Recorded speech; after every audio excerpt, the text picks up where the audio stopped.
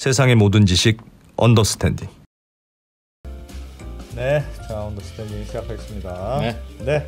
오늘은 유익함과 지식을 보통 이제 지식은 재밌기는 한데 크게 돈 되지는 않고 네. 또 돈 될 만한 정보는 뭐 그닥 유익하다고 보기는 좀 그렇고 그런데 그걸 둘 다 유익하기도 하고 잘하면 돈도 되고 저희가 네. 항상 그렇습니다. 그래서 오늘은 진짜 아주 정신 바짝 차리고 들으셔야 됩니다. 이분은 많은 그렇게 분들 친절하게 설명해 주시진 않아요. 막 빨리빨리 넘어가기 때문에. 슬쩍 밑에 그 행간에 그렇습니다. 녹여내시는데 네. 그래서 아주 정신 바짝 차리고 들으셔야 될 것 같습니다. 요즘 국내장 우리나라 코스피 시장에 대한 전망도 매우 밝은 편이지요. 네.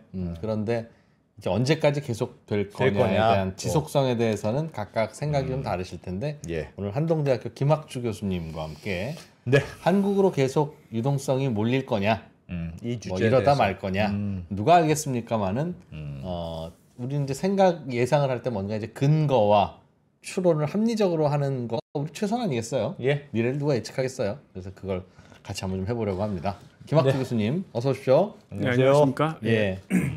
이제 점점 방학이 가까워지네요. 방학했습니다. 했네요? 네. 아, 그렇구나. 맞다. 어쩐지 표정이 좀 밝으신 것 같습니다. 교수님도 방학이 좋고 방학이 개학이 좋지. 싫어. 방학이 좋지. 참 신기하죠? 네. 요즘 한국 시장 어떻게 보세요, 교수님? 뭐 요즘에 한국의 그동안의 정치적 불확실성이 해소되면서 이제 코스피도 네. 3천이 좀 엄청 분위기 넘어가고요. 좋잖아요. 예. 저는 이제 주로 미국 주식을 했지 않습니까? 예. 그러니까 이제 한국 주식으로 넘어와야 되느냐. 그러니까 오늘 얘기는 주로 이제 그런 것들에 관한 거죠. 근데 이제 사실 뭐 작년 말 보면은 이제 트럼프가 당선이 되고 예. 트럼프가 이제 규제 풀어서 뭐 한다 그랬잖아요. 예. 기술 개발하고 그래서 미국으로 달러가 많이 넘어왔었습니다. 달러 강세로 갔었고 반면에 이제 우리나라는 계엄이 있었으니까 원화가 약세가 됐었고 두드러졌었는데 올해 이제 그 트럼프가 취임하면서 완전히 바뀐 거죠. 예. 그래서 그가 이제 원래 그에게서 기대했던 건 안 하고 이제 뭐 이상한 뭐 갈등을 일으키고 감세하면서 재정에 대한 불안 키우고 달러는 약세로 가고 이제 반면에 한국의 전통적인 그런 컨트리 리스크라는 게 있어요. 첫 번째는 우리나라는 신흥시장이죠. 그러니까 미국이 금리를 높이면서 달러를 빼 나가면 무슨 일이 벌어질지 모르는 그런 신흥국이라는 거예요. 그런데 예. 디스카운트가 있었던 건데 예. 이제 미국이 금리가 앞으로 계속 하향하는 추세로 가지 않습니까? 그러니까 그런 리스크는 이제 없어졌다.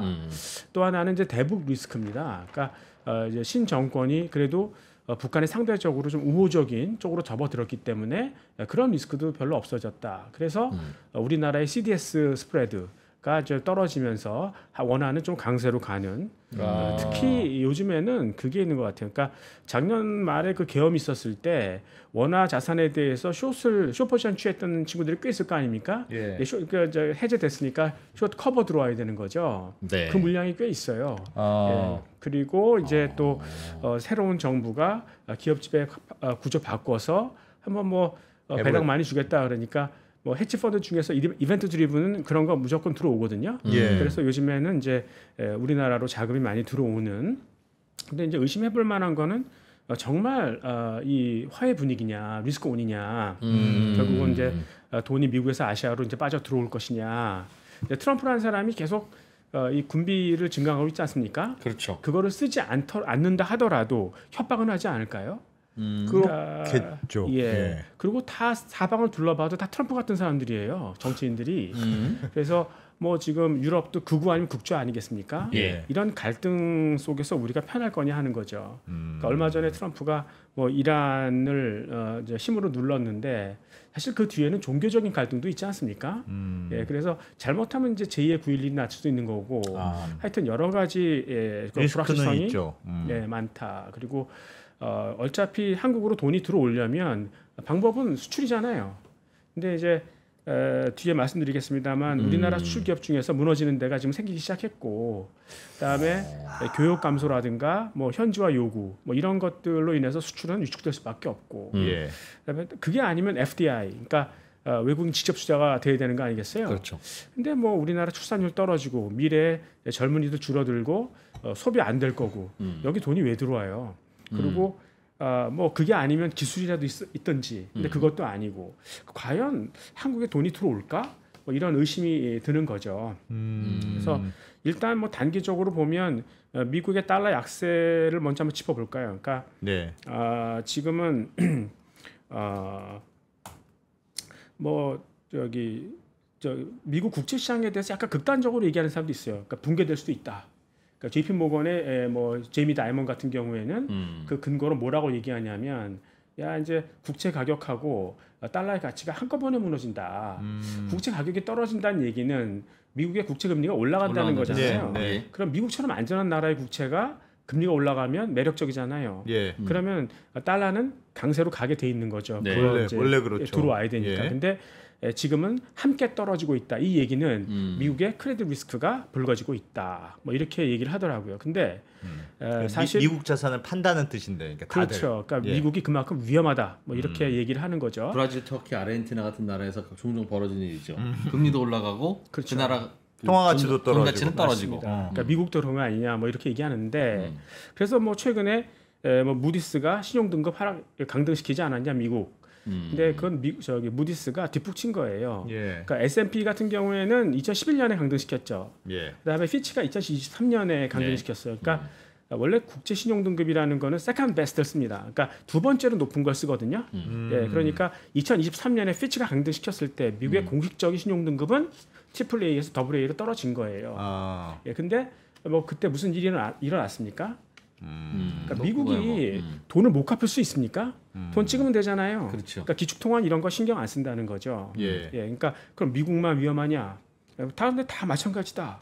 예, 근데 사실 어떻게 보면 미국이 상대적으로 예뻐 보일 수도 있죠. 그러니까 지금 뭐 그동안 이런 미국의 재정 적자를 의심하면서 미국 달러의 그 가치가 떨어졌던 때가 꽤 여러 번 있었어요. 예. 1980년대 뭐 레이건이 뭐 국방 투자 많이 하고 그때 감세하고 90년대 초반에도 좀 그래서 선진국 리세션 오고 그 전에 이제 그 미국 저축 대부주화 망하고 그다음에 뭐 또 그 블랙 먼데이 오고 그래서 민간 기업 살려주느라고 정부 부채 많이 늘고 예. 2008년에도 그런 짓을 한번 했었고 2015년에는 정부 부채가 너무 늘어서 한도에 도달했고 그럴 때마다 달러의 가치를 다시 올려준 게 뭡니까?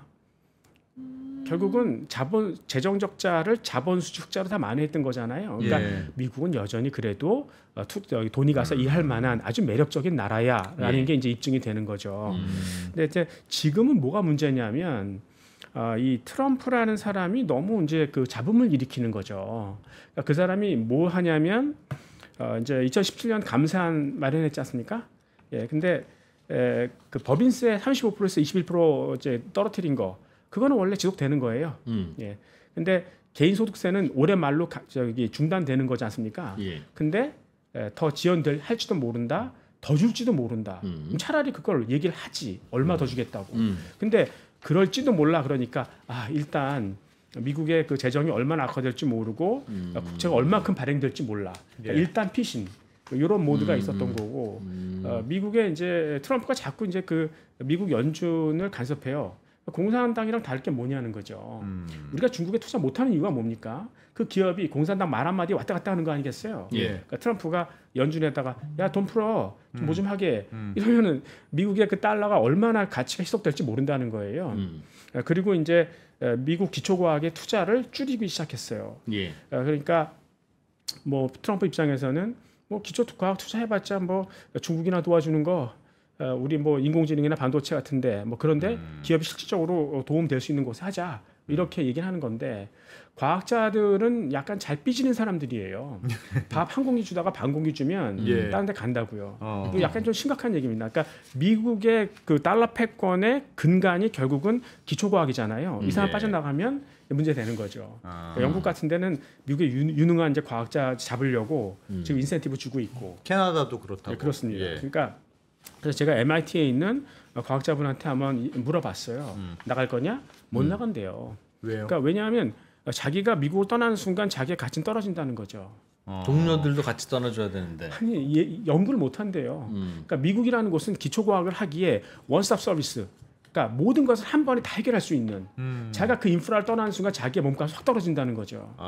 그러니까 뭐 예를 들어서 이제 연구 더 이상 할 게 없는 늙은 교수들, 뭐 그런 사람들은 돈이나 뭐 경치 따라서 이제 넘어갈 수 있는데 갈 수 없다. 그래서 종합해서 보면은 결국 미국의 어떤 그 달러의 가치가 구조적으로 훼손되는 건 아니고 트럼프가 노이즈를 일으키는 건데 그게 무엇이냐면 단기적으로 트럼프의 어떤 그러한 욕심 때문에 얼마나 많은 국채가 공급될지 모른다. 일단 피신한다. 뭐 이런 건데 일단 피신. 혹시 그 중앙은행의 그 기능이라는 게 있지 않습니까? 그러니까 국채가 순간적으로 공급이 많아질 때 중앙은행이 사주면 그렇죠. 시중의 국채를 금리가 안정되죠. 사주는 거, 그러니까 net supply를 그만큼 이제 줄여주는 거 아닙니까? 그걸 이제 좀 전문 용어로 스테릴라이즈 한다고 하는데 그러니까 그 연준은 그런 거 안 하겠냐는 거죠. 그러니까 지금의 문제는 뭐냐면 빚이죠, 빚. 네. 그러니까 이 빚이 많아지면 금리를 높게 가져갈 수는 없죠. 그러니까 저금리.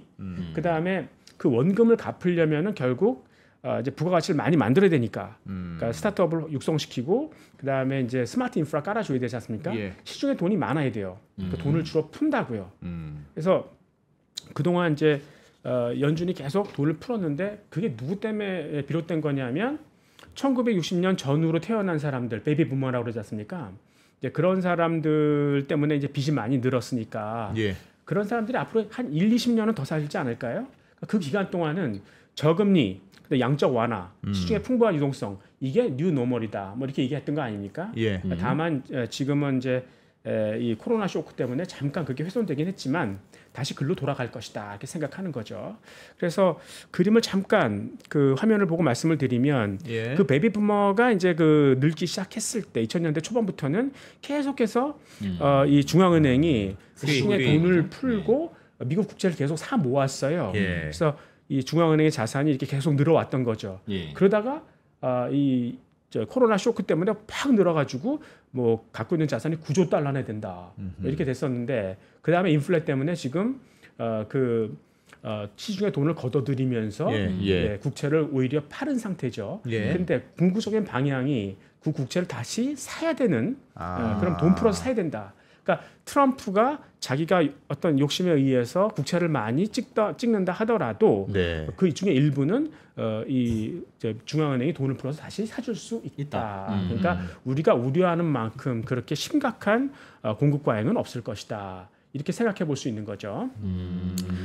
그래서 달러의 가치에 대해서 너무 우려할 필요는 없고. 교수님, 근데 말씀하신 그 여차하면 중앙은행이 사줄 수 있고 사줄 것이고 안 살 이유는 없고 미국의 재정 적자 뭐 결국은 통화를 발행할 수 있는데 그게 왜 부채 비율이 문제가 되겠어 하는 것도 매우 합리적이고 누구나 생각할 수 있는데 시장에서 그걸 공포로 생각하거나 문제로 제기하는 분들은 혹세무민을 해서 숏 포지션으로 돈을 벌려고 그러는 걸까요? 아니면 왜 그러는 걸까요? 글쎄요. 이제 일단은 그동안 경험해 보지 못했던 어떤 그러한 이제 그 부채가 너무 커져버린 뭐 그런 것들을 보고 있는데 괜찮을까 이렇게 생각하는데 지내고 보면은 역시 그 문제는 없어. 그러니까 결국은 미국을 믿고 못 믿고의 문제 아니겠습니까? 어쨌든 부채는 항상 최고 사이즈로 커지고 있는데. 그러니까 뭐 이게 계속 학습이 되어 가는 거죠. 그래서 뉴 노멀이라는 말이 그런 거 아니겠습니까? 그렇죠. 좀 이상해 보이지만 결국 이게 정상이야. 근데 그게 학습되어질 때까지는 시간이 좀 걸릴 수밖에 없다. 처음엔 좀 이상하다. 뭐 이런 얘기 아니겠습니까? 아직도 그런 기간이다. 그래서 이제 지금 트럼프가 혹시 달러 약세를 원하는 건 아니냐? 뭐 이렇게 제기하시는 분들도 있으세요. 근데 뭐 그래서 그 신흥국에는 환율 조작하지 말라. 근데 뭐 미국의 달러가 들어와서 달러가 강세로 가는 건 오케이. 달러가 들어왔으니까. 근데 뭐 중국 같은 데서 자기네 통화를 약간 선택적으로 약세를 만들어서 달러가 밀려 올라가는 그러니까 수출을 뺏어 먹는 뭐 이런 거는 싫다. 뭐 이런 거고요. 그리고 이제 트럼프가 아주 혁신적인 생산 기지를 만든다고 그러잖아요. 그래서 달러 약세를 원하는 것이냐. 그럼 사실 미국이 가격 경쟁력을 갖는다 하더라도 그걸 환율에 의존한다면 그 모양 빠지는 거 아닙니까? 한다 하더라도 예. 결국은 하이텍으로 해야죠. 그것도 말이 안 되고 결국은 이제 트럼프는 금리를 자꾸 인하하려고 하는데 그러니까 기준금리 인하하는 거 아니겠어요? 예. 근데 그동안 기준금리가 너무 비상적으로 높았지 않습니까? 그러니까 그래서 이제 장단 금리가 역전될 정도로 그래서 이제 기준금리가 내린다 하더라도 장기금리, 시중금리는 그만큼 내려가지는 않을 것이다. 그래서 다른 나라와의 어떤 그런 시중금리 금리 차, 그러니까 미국이 약간 높은 금리를 견딜 수 있을 정도의 역동성, 예. 그런 거는 보여줄 것이다. 그래서 여전히 미국으로 갈 만한 그러한 어떤 돈이 갈 만한 그런 매력은 살아 있을 것이다. 이렇게 생각을 하는 거고요. 여전히 예. 이제 지금 우리가 이제 통화 가치를 말씀을 드렸는데 부의 불균형이라는 게 이제 굉장히 영향을 많이 주기 시작했어요. 그러니까 예전에는 이 둘 간의 상관관계는 별로 없었습니다. 근데 이제는 영향을 주기 시작하는 거죠. 그러니까 부자들의 소비 성향이 별로 이렇게 높지 않지 않습니까? 예. 그 사람들이 어떻게 다 쓰겠어요, 그 돈을? 그러면은 결국 소비 안 하면 경제도 저성장 가고 결국은 실물 투자 안 되고 결국 금융시장으로 돈이 막 몰리고 거품 일어나고 부익부 빈익빈. 그러면 정부는 가난하고 소외된 자를 돕기 위해서 더 많은 빚을 내야 되고 그런 나라의 국채는 안 사고 굉장히 좀 이제 부담이 심하니까 예. 또 그 중에 일부는 정부가 돈을 찍어서 사줘야 하고 국채를 그러면은 이 통화에 어떤 그 다일루션 생기는 거 아니겠어요? 그래서 지금은 이제 부의 불균형을 어떻게 이제 그 해소할 것인가 고민하는데 지금 부의 불균형이 구조적으로 늘어날 수밖에 없어요. 그게 왜 그러냐면 일단은 그 압도적인 기술들이 나타난다는 거죠. 옛날에 이 기술 저 기술 그래도 좀 이렇게 쓸 수 있었는데 이제는 완전 하나의 기술이 다 그냥 지배를 해버리는 거죠. 예. 그러니까 인공지능이 대표적인 예의 아니겠습니까? 그러니까 뭐 요즘에도 이제 그 대학에서 앱이나 웹을 가르칠 거예요. 근데 이제는 인공지능이 다 해요. 그래서 뭘 가르쳐 줄지도 모르겠어요. 예, 이제 그런 식으로 인공지능이 빠르게 저기 퍼져 나가고 있고 SNS 같은 거죠. 그러니까 어떤 동네에서 뭐 빵집이 잘 된다. 그러면 옛날에는 그런 게 사람들이 다 알 수 있는 건 아니잖아요. 그러니까 이 집도 먹고 사고 저 집도 먹고 살았는데 이제는 그 금방 알려지기 그렇죠. 때문에 네. 예, 누구나 쉽게 알 수 있는 예, 그래서 옛날엔 2등하면 안 되는 곳이 전쟁터, 2등하면 죽으니까 예. 그 다음에 증시였어요. 그러니까 증시가 왜 그런지 아세요? 2등. 왜 2등하면 왜 안 되는지. 그러니까 2등주를 사면 아니면 그러니까 2등주를 사면 안 된다. 이등주도 그래도 좀 먹을 게 있지는 않나요? 그러니까요. 예를 들면 이제 중국 사람들이 여행을 많이 간다. 그러면은 럭셔리 앤 화장품 1등 루이비통, 2등 샤넬. 근데 샤넬이 숏의 대상이 될 수 있어요. 왜냐하면 그런 샤넬도 베네핏은 보죠. 예. 예, 그렇지만 이렇게 그 모멘텀이 딱 부각되기 시작하면 사람들은 다 1등주로 가요. 그렇죠. 가장 모멘텀이 확실한. 예. 그래서 샤넬을 팔고 간다고요. 그다음에 헤지펀드 같은 경우에는 롱숏 페어를 잡을 때 호머지니어스한 섹터에서 한다고요. 왜냐하면 무슨 일이 발생을 해도 루이비통이 샤넬보다 좋은 그 부분만 따먹는 거거든요. 그렇죠. 예, 그러니까 이 숏의 대상이 될 수 있어요. 그러니까 이건 여러분들한테 그냥 참고로 말씀을 드리는 거고 이러한 부의 불균형을 가장 먼저 어드레스한 데가 아까 고민한 데가 일본이에요. 하이텍을 받아들이는데 예. 근데 분명히 사람들 소외될 거다. 어떻게 할까? 평생 고용하자. 한 거죠. 그래서 이제 대표적인 게 일본 조선업 아닙니까? 적잖아요. 근데 인건비를 빼면은 여전히 흑자라는 거죠. 한다 그냥. 예, 그리고 이제 그래도 너무 적자가 심하게 나면 안 되잖아요. 그러니까 매출을 안정시킬 수 있어야 되는 거죠. 그거를 일본 기업들은 일단 이 특허를 해요. 그래서 일본 제철의 예를 들면 자동차 강판을 도요타도 포스코에서 사고 싶어요. 일본 제철은 비싸니까. 예. 네. 근데 자동차 강판이라는 게 이게 차가 충돌했을 때, 예, 그때 이제 충격을 흡수해야 되는 거 아니겠어요?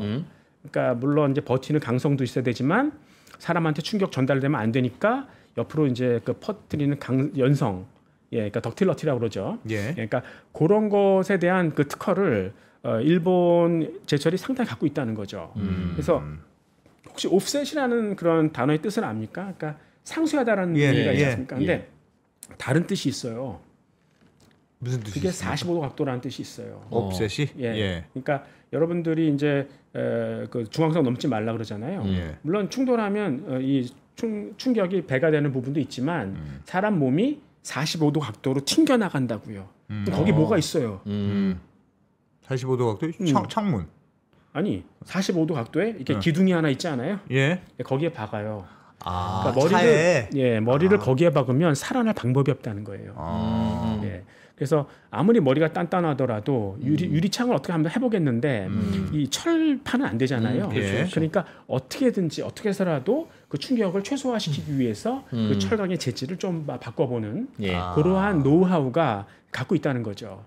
그래서 2023년에 한번 도요타가 포스코에다 이렇게 한번 만들어줘 하고 주문을 했는데 바로 일본 제철이 소송을 걸더라고요. 돈 물어줬어요. 그러니까 그런 특허를 갖고 있다는 게 매출을 스테빌라이즈 하는데 굉장히 도움이 된다. 이게 하나 있고 두 번째는 이제 어차피 노동자를 쓸 수밖에 없다 그러면 노동 생산성을 높입니다. 예, 그래서 제가 이제 2000년대 초반에 자동차 애널리스트였거든요. 도요타 갔어요. 그러니까 어떤 생산 기능공이 일을 하는데 거의 로봇처럼 일을 해요. 거의 로봇이 춤을 추는 것처럼. 근데 그 당시에 물가를 감안하면 도요타의 인건비가 현대차보다 쌌어요. 그러니까 너 이런 박봉을 받고 좀 억울하지 않냐? 불만 없어. 그러니까 나는 도요타에 와서 진정한 기능공이 되었다. 이렇게 얘기하더라고요. 그러니까 거기는 이 소규모 공부하는 집단이 있어요. 그래서 5-6명이 되는 소그룹 모임인데 뭘 공부해요?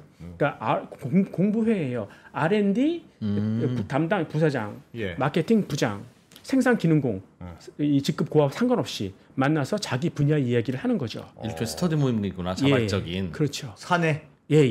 근데 거기서 생산 기능공이 아이디어를 얘기하는데 이건 생산 기능공이라고 얘기할 수 없어요.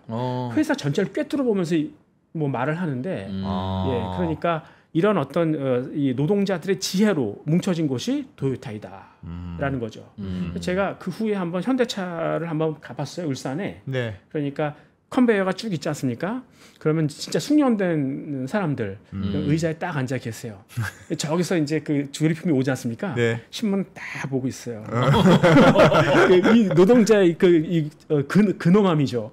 그리고 이제 오면은 드릴로 빠바바박 박아요. 그리고 커피 한 잔 딱 하시고 다음 기다려.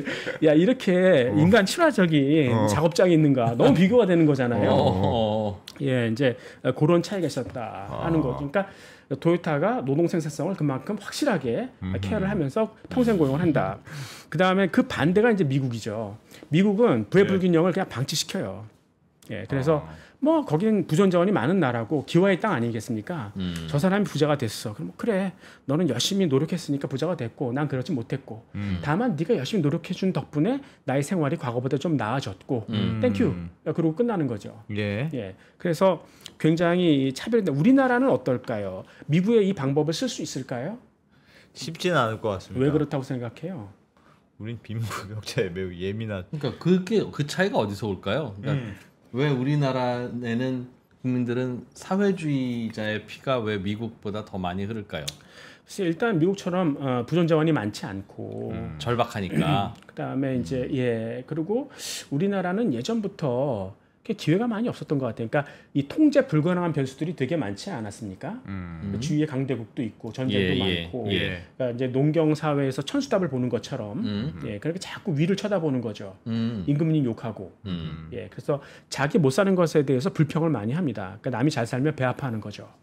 그렇게 될 수밖에 없다는. 그 부존 자원이나 가진 부가 없다 보니 제로섬 게임이 될 가능성이 늘어 많아서 그러니까 자기가 노력해서 어떻게 할 수 있는 부분이 그렇게 많지 않았다. 뭐 이런 부분이 얘기할 수 있고 그 다음에는 일본처럼 할 수 있느냐? 그러니까 일본은 이 매출을 굉장히 안정화시킬 수 있는 증거들을 아까 2개 말씀을 드렸는데 일본이란 나라는 딱 생각나는 게 없습니까? 일본하면 일본 사람들은 뭐라고 그래요?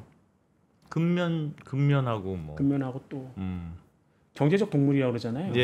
마케팅의 규제라고 그러지 않습니까? 진짜 잘 팔죠 물건을.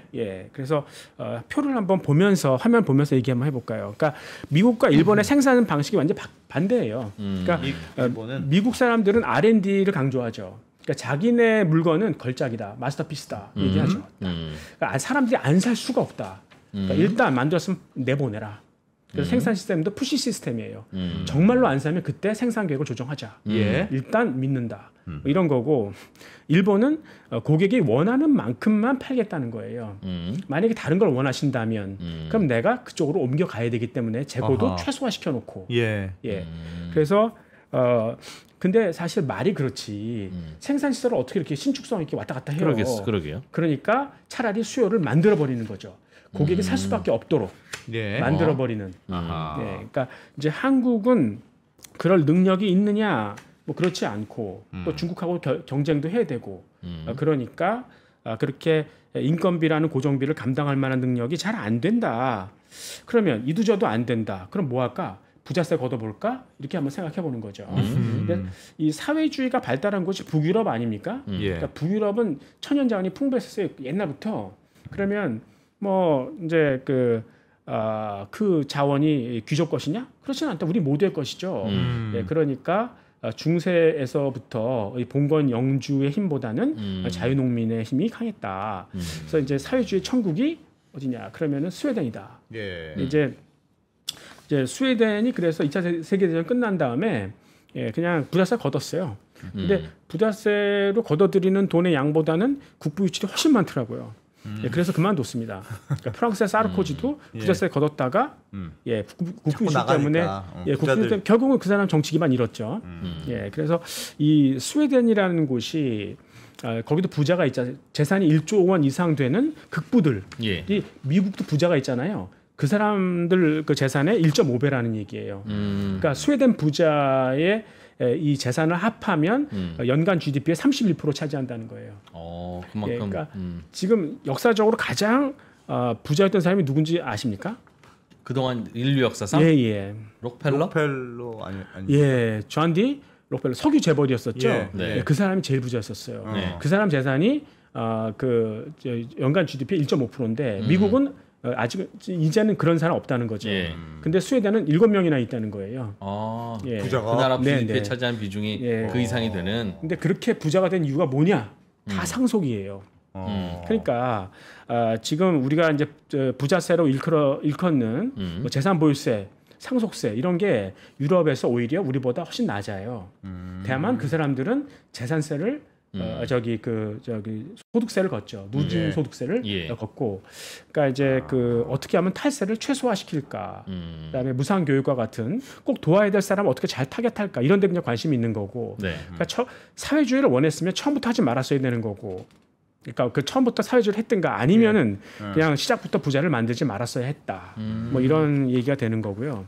근데 요즘에 아무래도 이 부의 불균형이 심해지다 보니까 세금에 대한 어떤 압박이나 두려움은 더 많아지고 그러니까 자금 은닉에 대한 관심이 커지는 것 같아요. 그러니까 사실 비트코인이 그런 거 아닙니까? 그러니까 디지털 금이 이 비트코인을 디지털 금이라고 그러잖아요.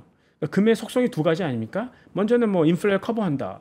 근데 그건 약간 설명이 약한 것 같은데. 그러니까 달러가 남발되니까 이 화폐의 가치가 얼마큼 떨어지는지 모른다. 그러니까 우리가 그 발권량을 조절할 수 있는 우리만의 화폐를 만든다.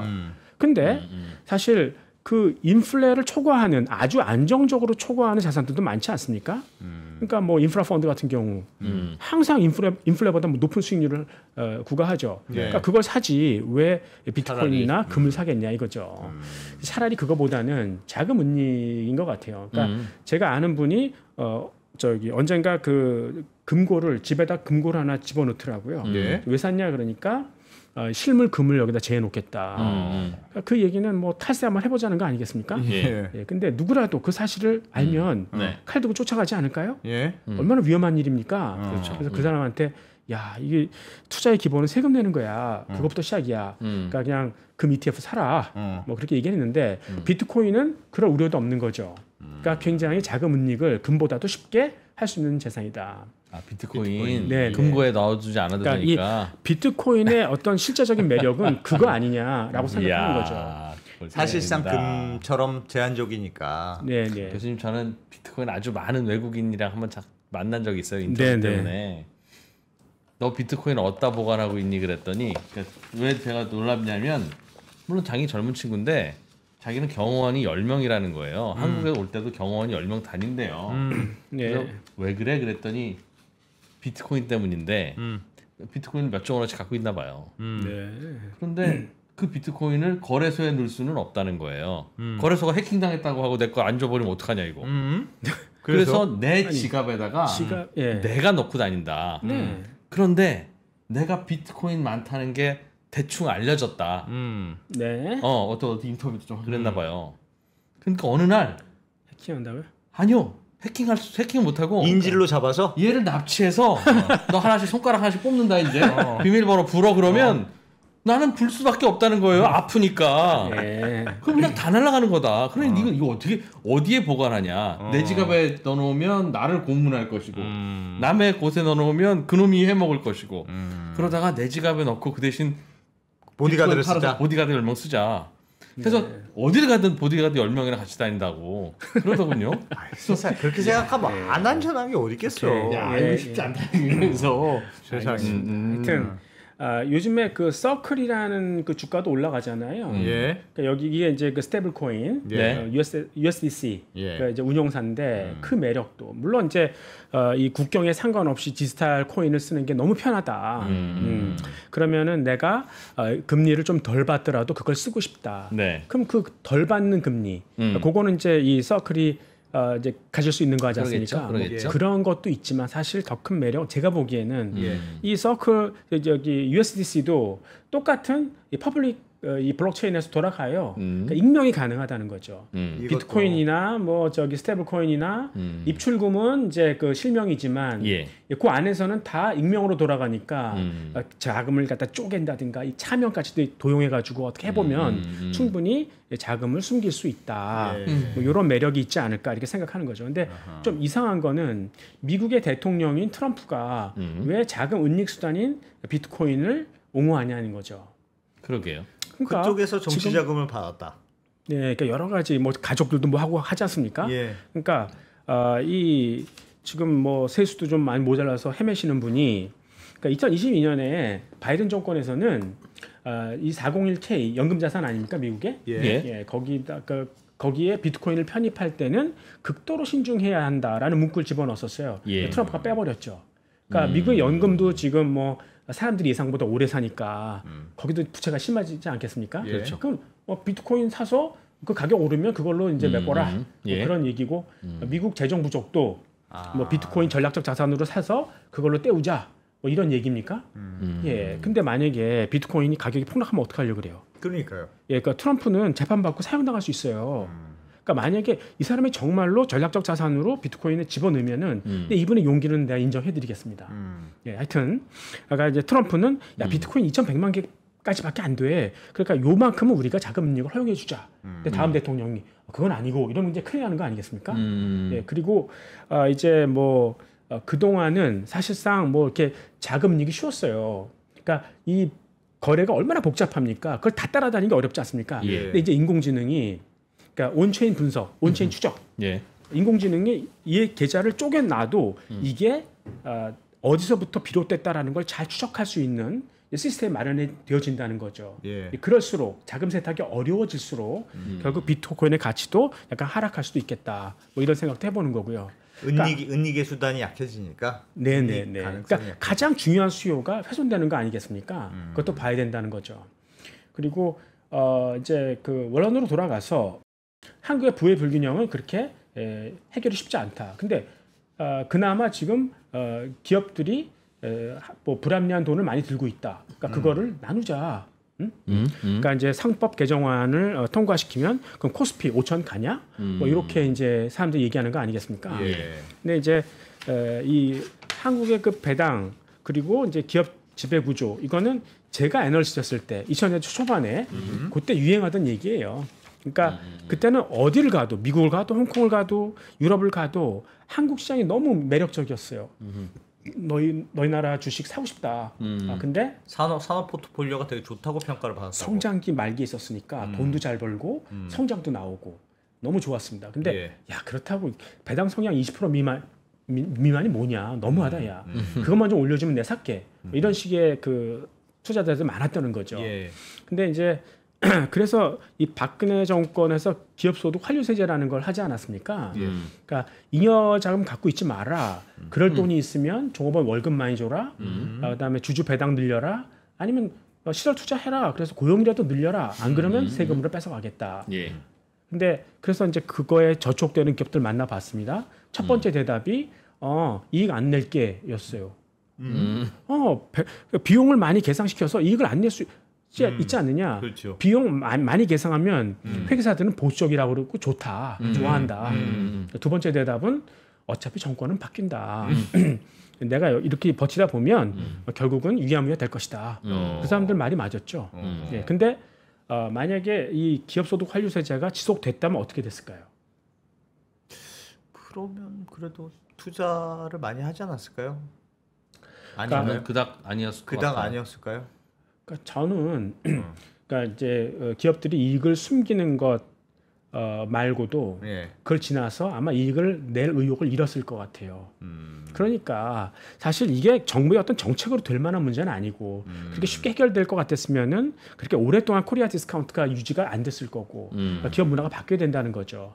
그러니까 윤석열 정권의 밸류업도 마찬가지고. 어떤 점에서 좀 더 구체적으로 왜 그럼? 그러니까 이 기업의 어떤 그 인스팅크트, 그러니까 이 돈을 벌고자 하는 그 본능 있지 않습니까? 그걸 훼손시키는 거 아니겠어요?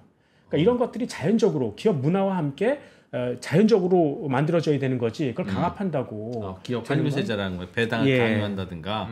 그러니까 그런 게 너무 쉽게 생각한다는 거죠. 정부들이. 그냥 기업이 근본적으로 좋아져야지 기업이. 그러니까 기업들이 그거를 자각하고 그래야 한다.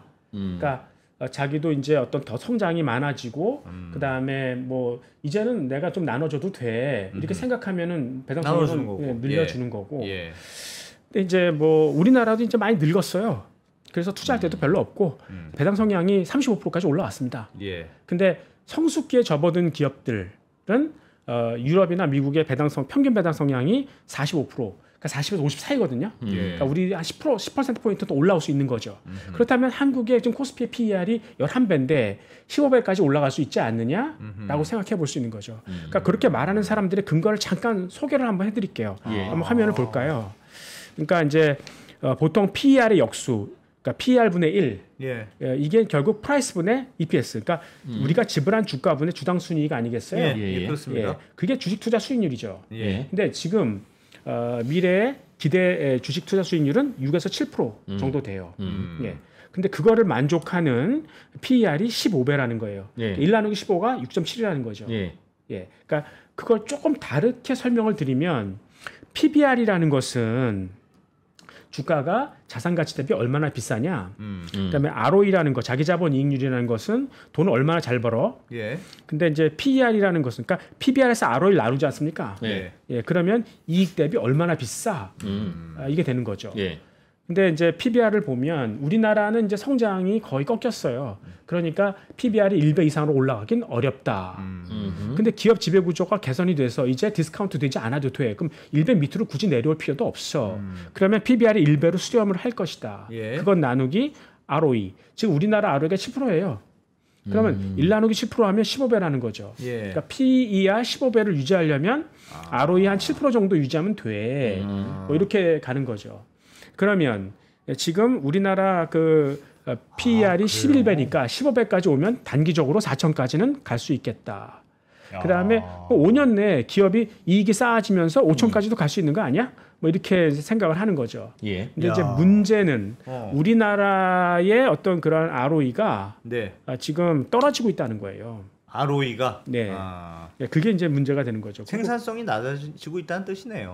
예, 그렇습니다. 그러니까 경쟁력도 떨어지고, 중국한테 밟히고, 그래서 그런 거죠. 그래서 지금 뭐 어떤 사람들은 이제 지배구조 바뀐다 그러니까 야 이거 아베노믹스 같은 거 아니야? 이렇게 생각하는 거죠. 근데 아베노믹스는 배당 더 주자는 게 아니었고 자기 자본 이익률 올리자는 거였었어요.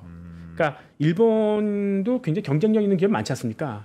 근데 빌빌거리고 있었거든요. 그러니까 이제 뭐 ROE가 뭐 5% 미만 막 이랬습니다. 그러니까 아베 생각에는 이거 우리도 경쟁력 있는데 뭐 그 이 경영진들이 기득권 유지에만 신경 쓰고 기술 투자 안 하고 뭐 이러니까 바보같이 군다.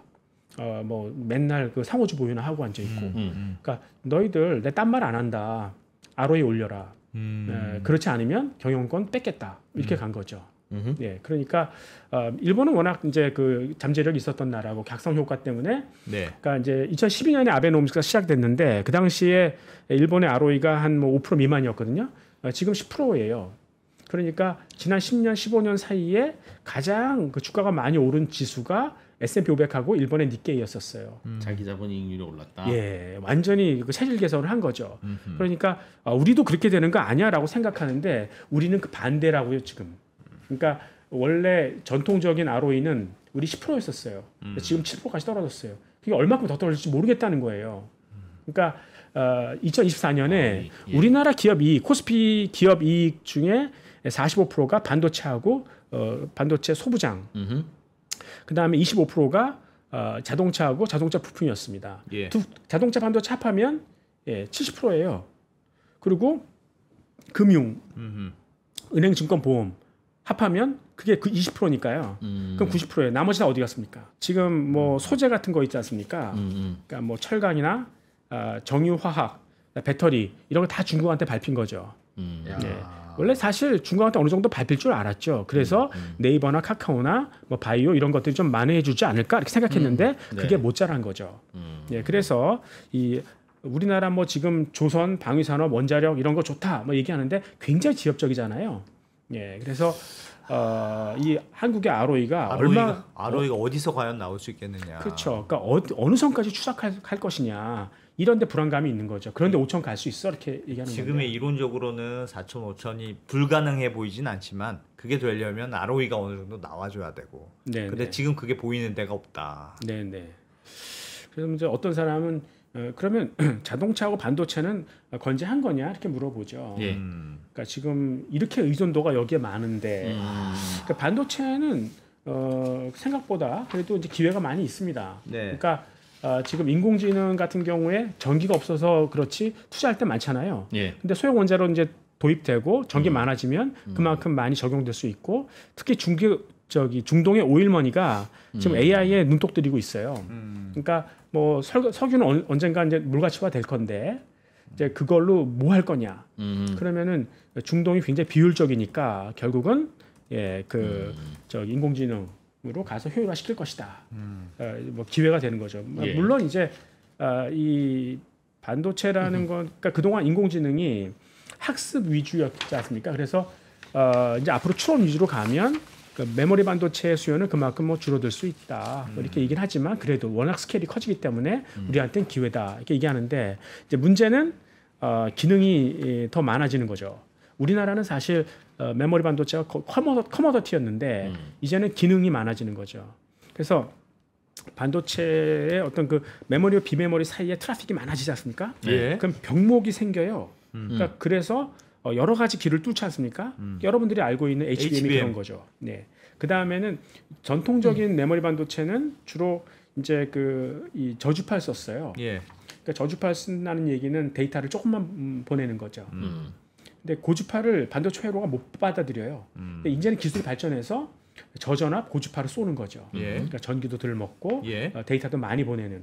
근데 고주파로 가면 오류도 많이 나고 발열도 많이 심해지니까 그 문제 어떻게 할 거냐. 그럼 메모리에 심지어 컨트롤러까지 달아요. 그러니까 기능이 많아지는 거죠. 자, 근데 그 기능 많아지는 게 다 후공정 위주라는 거예요. 우리나라는 전공정 위주고. 그러니까 우리가 엔비디아에서 주문을 받더라도 TSMC를 거쳐서 나가야 되는 그러니까 이런 어떤 위협이 있는 거고. 그러니까 미국의 메모리 반도체를 쓰는 애플이나 마이크로소프트, 미국 국방부 이런 데도 이제는 메모리가 단순하지 않아요. 그러니까 기능성이 있기 때문에 자기네 어떤 그 정보를 줘야 돼요. 예, 그러면은 우리나라 거보다는 미국의 마이크론을 더 좋아하지 않을까. 예. 삼성 하이닉스 너희도 하고 싶어? 그럼 들어와. 한주와 하라는 얘기죠. 들어갔어요. 네. 근데 트럼프처럼 보조금 안 준다. 이러면은 이제 망할 수 있는 거 아닙니까? 예. 그러면 그 인적 자원이나 설비 같은 거는 미국에 남고 골치 아프다 이거죠. 예. 그다음에 자동차는 지금 약간 물이 오른 것 같아요. 그러니까 옛날에 괜찮아요? 제가 우리나라 자동차? 예, 현대차가 확실히 잘 만듭니다. 그러니까 옛날에는 우리가 이렇게 좋아졌어. 성능이나 품질이 알아줘. 예. 근데 고객은 야, 너희가 다른 업체랑 다를 게 뭐가 있어? 왜 사야 되지? 물어봤는데 이제는 그 사야 될 이유를 잘 찾아서 차를 만드는. 그러니까 2022년부터는 매출이 팍팍 늘지 않습니까? 히트차 쪽이 늘어나는 거죠. 잘 하는데 이제 다만 걱정 있는 건 이제 전기차로 넘어가지 않습니까? 근데 이 전기차는 아무래도 새로운 곳에서 만들기 때문에 수익성이 떨어져요. 그러니까 그동안은 이제 다행스럽게 전기 부족 때문에 좀 우리가 좀 이 수익 약간 좀 달콤한 시간을 참 즐겼었는데 이제는 전기가 많아지면 또 이제 그 전기차는 배터리가 굉장히 새로운 테크놀로지 아니겠습니까? 만약에 진짜 그 도요타가 2027년에 전고체 배터리를 완성을 했다, 그리고 그걸로 지배한다, 이러면 이제 우리가 또 지배당할 수도 있는 거고. 그다음에 이 전기차라는 게 누구라도 만들 수 있는 가전제품 같은 것이다. 그러면 부가가치도 떨어지고 또 이제 그 중국의 공급 과잉에 노출될 수도 있는 거 아니겠어요? 그리고 이제 또 자동차는 그 AS 부품이 짭짤하거든요. 근데 그것도 줄어들고. 그래서 이게 그 이 자동차 반도체 지금은 약간 애매하네요. 지금은 좋은데 더 이상 좋아질 게 뭐가 있겠나? 근데 거기에 너무 많이 의존하고 있다. 이게 한국 경제의 좀 핸디캡이다. 이렇게 볼 수 있는 거죠. 그러면 이제 하나만 더 얘기해 볼까요? 그러니까 삼성전자는 어디로 가냐는 거예요. 대표 기업이잖아요. 근데 최근에 삼성물산하고 삼성생명 주가가 올랐어요. 왜 올랐는지 아십니까? 물산하고 생명과 물산. 네네. 모르겠습니다. 생명도 전자지분 많이 갖고 있고. 그렇죠. 물산도 그것 때문에 전자지분이 그렇죠. 있죠. 그러니까 이제 그거 팔면 주가 올라간다는 거죠. 예전에 엘리엇이 그러지 않았습니까? 야, 삼성물산이 삼성전자 지분 5% 갖고 있는데 그거 팔어. 그럼 주가 훨씬 올라갈 수 있어. 그러니까 삼성물산의 지금 시가총액이 28조 원이에요. 근데 이제 그 지금 PER이 12.5배밖에 안 되거든요. 그러니까 삼성전자 지분 갖고 있는 거를 아직 주가에 반영이 안 된 거죠. 그러니까 사람들은 그거 못 팔 것이다라고 생각하는 거죠. 근데 이제 요즘에 상법 개정안 통과되면 소액주주들의 권한이 강화된다면서요. 그러니까 뭐 집중투표제, 그다음에 전자주주총회 해가지고 일반 소액주주들이 야 그거 팔어. 그럼 삼성전자 지배구조 어떻게 하고요? 그럼 그 전문 경영이 세워라. 뭐 이렇게 뭐 할 수 있다는 거죠. 삼성생명 주가 오르는 것도 그렇고, 삼성전자도 너희 그 순연금 뭐 94조 원 들고 있는데 나눠줘 그냥. 그러니까 뭐 근데 그러면 이벤트 지분하는 헤지펀드들 엄청나게 들어올 거예요. 단기적으로는 주가가 좋을 수 있지만 이제 그 삼성전자가 전략적 M&A 하려고. ARM 지분도 사고 뭐 AMD 지분도 사고 뭐 이런 어떤 그런 성장 포텐셜이 이제 날아가는 거 아니겠어요? 그러니까 그런 것들이 계속 삼성전자 주가를 올릴 수 있냐 하는 거죠. 그러니까 이제 여러분들은 삼성전자가 국민 기업이 될 수 있다고 생각합니까? 삼성전자. 결국은 이제 전문 경영인을 이제 들여온다. 우리나라에 전문 경영이 별로 없는데요. 그러면 해외에는 스카우트 시장이 발달돼 있기 때문에 용병 하나 데리고 올까요? 그럴 수도. 근데 사실 우리나라 축구 국가대표 감독 같은 거 보면 뭐 외국인 그 명장 데려와도 잘 못하잖아요. 그러니까 한국의 그런 어떤 그 이 문화 같은 거 잘 이해 못하는 거죠. 그러니까 히딩크가 되게 예외적인 사람이에요. 그러니까 이제 히딩크가 처음에 국가대표를 딱 맡은 다음에 얼마 안 돼서 이런 말 하더라고요. 그러니까 어떻게 국가대표인데 패스를 못해 이렇게 얘기하는 거예요. 그러니까 기본기가 안 돼 있다는 거예요. 그러니까 그때 믿을 수 있는 건 뭐? 딱 그 체력. 그러니까 열심히 뛰어라. 그러니까 그 상대방 공격수가 미드필드에서 돌아서지도 못하도록 압박 수비한다. 그러면 이 강도 높은 체력 훈련을 한다. 그래서 이제 월드컵 있기 한 5개월 전에 그 연습 게임을 했어요. 프랑스랑 5대0으로 졌어요. 5대0. 그래서 히딩크의 별명 5대0이었지 않습니까? 그때 우리는 졌음에도 불구하고 우리는 5월을 기다려왔다. 우리는 세상을 놀라게 할 것이다. 그러니까 비록 졌지만 이 선수들이 지쳐서 못 뛰는 걸 뿐 선수들의 체력이 얼마큼 올라오고 있다는 이 사람은 아는 거죠. 그러니까 자기가 예상했던 대로 온트랙하고 있다는 거를 다 알고 있는, 항상 준비가 돼 있는. 그러니까 이러한 전문 경영인이 얼마나 되냐는 거죠. 그러니까 나는 우리나라의 국민기업 하면 딱 떠오르는 게 기아자동차 같아요.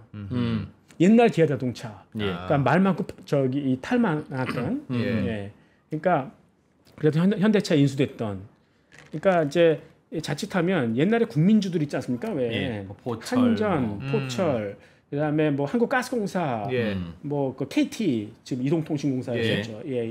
그러니까 그런 데가 사실 주인이 없잖아요. 그러니까 뭐 대표를 정부가 대충 지정해서 이제 전국 바뀔 때마다 바뀌고 예, 그렇게 되면 결국은 이게 삼성전자가 그렇게 될지도 모른다는 거죠. 그러니까 예. 제가 생각해도 재벌이라는 어떤 구조가 더 이상 효과적이지 않아요. 예. 그러니까 뭐 어떤 새로운 부가가치를 만들려면 내가 주인이 돼야 되는 거죠. 왜 남을 위해서 일합니까? 예. 그건 좋은데 재벌을 해체시키는 건 좋은데 그걸 준비를 해야 된다는 거예요. 나는 급진을 개인적으로 싫어합니다. 왜냐하면 실수가 너무 많아서. 그러니까 뭘 해도 좋은데 항상 준비를 하면서 해라. 뭐 그런 주문을 하고 싶고.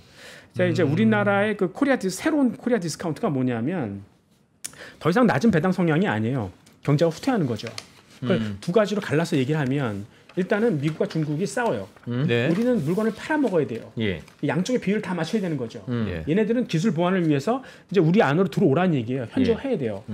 그러니까 그 대표적인 나라가 일본 아닙니까? 예. 예, 그러니까 이제 플라자 합의 이후에 엔고뿐만 아니라 아예 수출 쿼타를 정해버렸죠. 예. 그러니까 나갈 수밖에 없었어요. 예, 그러니까 현지화를 한다는 얘기는 GDP에서 빠진다는 얘기거든요. 그러니까, 그렇죠. 일본의 그 GDP가 그 전에는 뭐 4%였다가 GDP 성장률이 그 이후에 1% 미만으로 뚝 떨어졌어요. 혹시 그 마른 수건 짠다는 말 들어보셨습니까? 네. 그러니까 일본이 경비 절감하는 게 그거잖아요. 예. 그 고통이 예, 그때 나왔던 말이에요. 그러니까 우리나라는 그 고통을 아직 모른다는 얘기고요. 예, 그리고 또 이제 두 번째는 이 압도적인 기술, 그러니까 디스럽티브 테크놀로지가 이제는 이제 그 지배를 하고 있는 거거든요. 우리나라는 엔지니어링 한계가 있어요. 우리는 그 기존의 기술을 약간 바꿔서 새로운 부가가치를 만드는 그런 엔지니어링이라고요. 네. 그러니까 이거는 이제 퇴색되는 거죠. 자, 그러면 우리도 어떤 새로운 창조를 해볼까? 근데 그 저변을 교육이 다 망쳐버린 거죠. 난 그렇게 생각합니다. 교육이요? 네. 예. 그러니까 여자 그 골프의 예를 한번 들어볼게요. 네. 박세리 키즈가 박인비, 신지혜, 네. 그 다음에 고진영, 뭐 김효주, 네. 그 다음이 최혜진, 박민지, 그 다음에 윤이나 뭐 이렇게 이어지고 있어요. 예. 갈수록 성적이 떨어져요. 그러니까 우리 안에서 빠져나가고 있는 게 뭐예요? 그 안전함이에요. 간절함. 내가 왜 그 교육을 원망하냐면 그러니까 저기 이 참교육이라는 것이 야 경쟁을 뭐 굳이 해서 뭐 하냐 올바르게 살면 되지. 네. 근데 이 세상은 유한하다고요. 모든 게 그럼 경쟁을 할 수밖에 없는 거예요. 다만 그 경쟁을 해서 남을 이겨서 짓밟는다는 게 아니라 예. 그 경쟁의 동기는 우리가 이웃을 돕는 데 있어서 내가 최적의 역량을 가진 그런 존재임을 입증하는 과정이라는 거죠.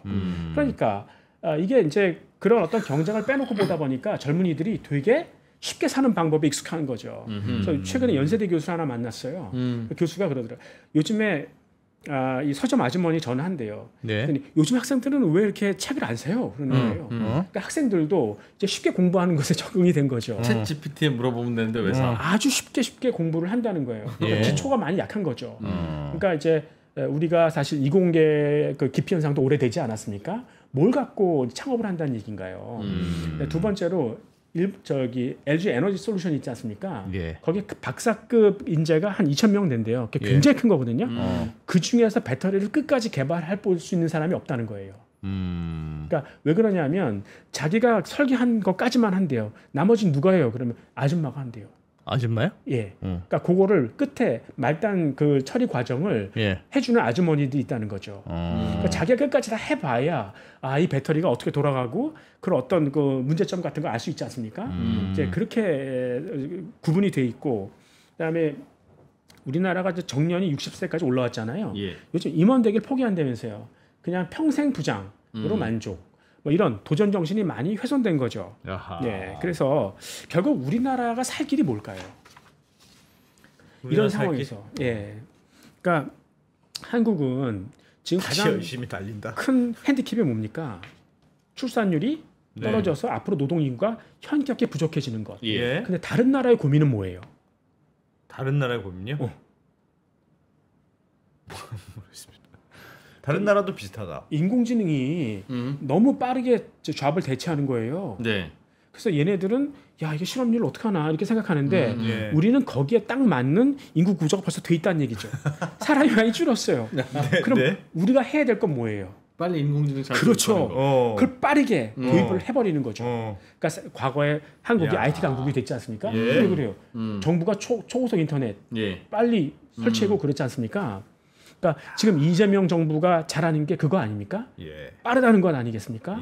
이렇게 빨리 인공지능 인프라 깔아주면 그러면 재택근무를 통해서 부가가치 할 수도 있고 그다음에 누구라도 인공지능 인프라 통해서 새로운 부가가치 만들 수 있고 이렇게 되면 어떤 잠자던 어떤 그러한 창조의 본능이 우리도 깨어날 수 있지 않을까 거기에 한번 기대를 걸어볼 수 있다는 거고 이제 끝으로 그 이제 국제 신용 등급이 아직 우린 높다. 우리나라 정부 부채가 아직 많지 않아서 그러니까 뭐 일본보다도 신용 등급이 높다. 그러니까 우리가 지금 경제가 좀 후퇴하고 있는데 조금 더 버틸 수 있는 우리가 조금 기다릴 수 있는 그런 여유가 있다 이렇게 생각하는 사람도 많이 있는 것 같아요. 그러니까 우리 그 신용 등급이 AA 또는 AA 마이너스 이렇게 되거든요. 그러니까 이거는 뭐 일본보다도 높고 미국하고 비슷한 수준이죠 사실. 근데 그렇게 높은 이유는 이제 우리나라가 6.25 때 사람 많이 죽었잖아요. 그러니까 노인 부양 부담이 아직은 그렇게 많지 않았던 거죠. 앞으로는 뭐 엄청나게 많아질 거고 그 다음에 이제 또 그 숫자도 약간 좀 왜곡돼 있어요. 그러니까 정부가 사실 실제적으로 그 갚아줘야 될 빚이 있지 않습니까? 뭐 예를 들어서 이제 LH 주택공사, 한전 이런 빚, 그 다음에 연기금 부실. 예를 하나 들어드릴게요. 그러니까 제가 예전에 공무원 연금 자산배분위원이었어요. 그 연금 기금 규모가 9조 원이었어요. 한 해 지불할 돈이 얼마인지 아세요? 11조 원이에요. 그러니까 한 해 연금 기금 규모가 한 해 지불할 돈도 모자라는 안 되네요. 어차피 세금으로 떼오는 거죠. 그러니까 그 왜 그렇게 됐냐?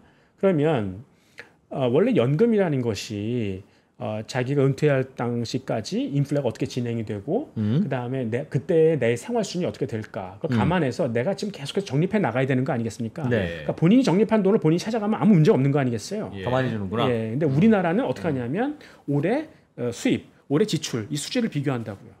그럼 앞으로는 받을 사람 엄청나게 늘어나는데 낼 사람 없고 그러니까 세금으로 다 떼어야 되는 거예요. 그러니까 우리나라는 사실 뭐 지금 돈을 안 쓰고 버틴다 필요 없어요. 우리나라의 그 재정 악화라는 거는 불보듯 뻔하다고요.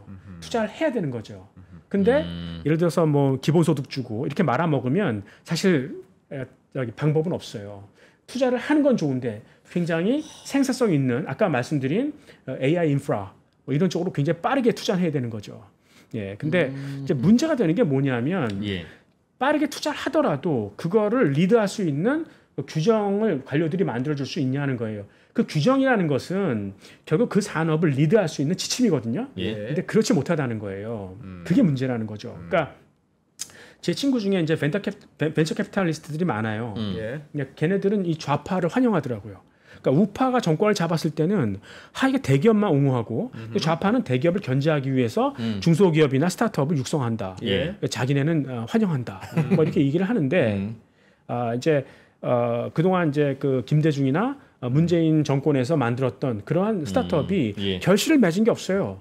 왜 그러냐면 정부가 규정을 안 만들어줘요. 뭘 해야 좋을지 뭘 안 해야 좋을지 모르겠어요.